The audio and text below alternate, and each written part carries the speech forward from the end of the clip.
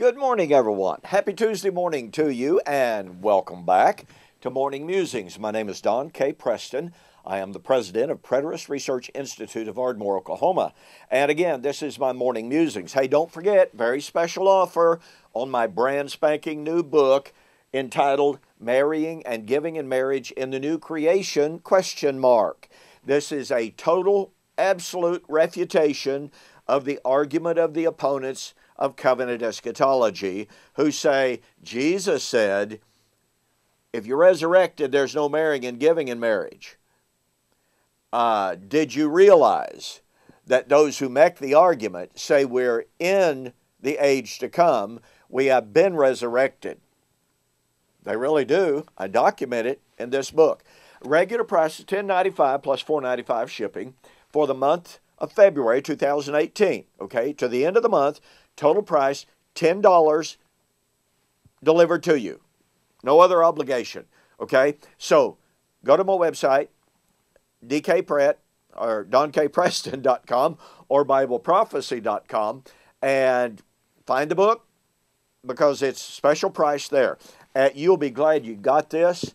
I want to tell you, I'm super, super thrilled about this book and the evidence I've been able to adduce and to bring together to show you the total inconsistency of those who appeal to Jesus' words that in the age to come, there's no marrying or giving in marriage. You'll be blown away. Okay, now, we're looking at the comparison between Romans 5 to 8 and 1 Corinthians chapter 15 and the resurrection. Remember, in 1 Corinthians 15 and 2 Corinthians 5, Paul said the Holy Spirit, the miraculous measure of the Holy Spirit, had been given to guarantee the resurrection.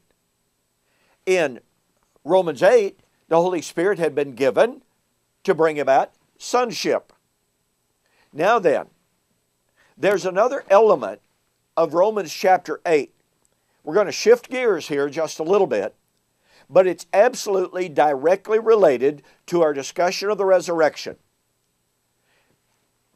In 1 Corinthians chapter 15, 31 and following, Paul referenced the suffering that he endured for Christ to preach the message of resurrection. And 2 Corinthians chapter 4, 16 and following, our light affliction, Greek word thalipsis, which is only for a moment, works in us in a far more exceeding and eternal weight of glory. We do not look at the things that are seen. We look at the things that are not seen. The things that are seen are temporal, temporary. The things that are not seen are eternal. For in this we groan, longing for the new tabernacle, resurrection tabernacle.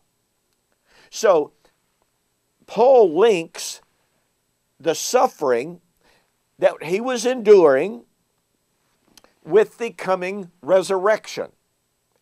What it is absolutely critical to see is that the suffering that Paul was talking about were the very distinctive last days eschatological sufferings. Now notice what he does in Romans 8.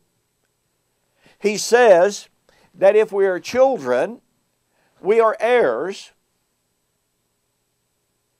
heirs of God, joint heirs with Christ. Now watch this. If indeed we suffer with Him, that we may also be glorified in Him, or with Him, glorified together, excuse me. Paul links their then current state of adoption, okay? The adoption had not been completed. They had been given the miraculous gifts of the Holy Spirit to guarantee that coming adoption. Romans 8:23. They were looking for the adoption, the redemption of the body. So they had been given the miraculous gifts of the Holy Spirit to guarantee the adoption, and in that period of time, during that period of the miraculous work of the Holy Spirit, he said, if indeed, we're sons, we're heirs, if indeed we suffer with him. Now, it's critical to understand the language here. When Paul said, if we suffer with him, he uses the prefix soon with pasco, Greek word pasco. So it's a compound word, to gather suffer. The Greek word pasco, folks, this is critical.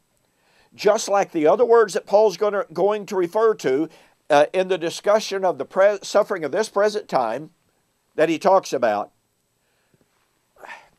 I want you to understand that contrary to the normal application of the sufferings of Christ, being cancer, heart problems, financial difficulties, or what have you, that is absolutely not what Paul had in mind. Paul had in mind suffering with Christ to fill up the measure of suffering on the part of the last days generation of saints, to bring about the filling up of the measure of sin on the part of the persecutors, so that the cup of God's wrath in the day of judgment would be poured out to destroy the persecutors and to vindicate, to glorify, to identify the sons of God, to manifest the sons of God. As Paul says right here, the creation is eagerly awaiting the manifestation of the sons of God. And so what we are going to be doing is examining this concept of the sufferings of Christ, because it is absolutely, inextricably, and irrefutably bound up with the doctrine of the resurrection. Suffering to be glorified. Well, what was the glorified? The glorification, Paul said, I reckon that the suffering of this present time is not worthy to be compared with the glory that is about to be revealed.